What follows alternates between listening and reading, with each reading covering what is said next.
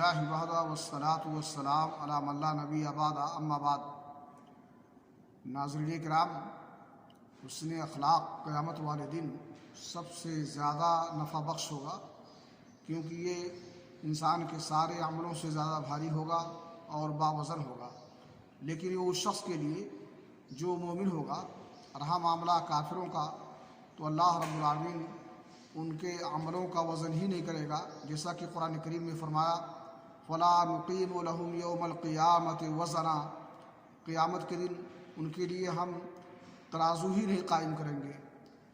اسی طرح سے بدخلق شخص اور بیہودہ گو اللہ رب العالمین کے ہاں سب سے زیادہ ناپسندیدہ ہوگا، اور ناپسندیدہ ہونے کا مطلب یہ ہے کہ وہ ناکام اور نامراد ہوگا۔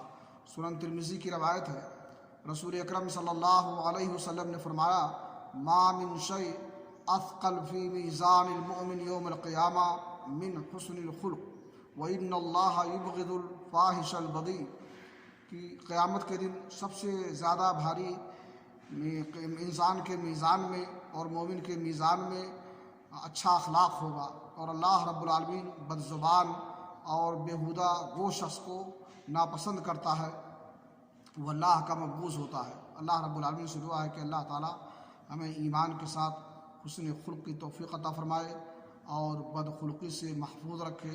وآخر دعوانا الحمد للہ رب العالمین۔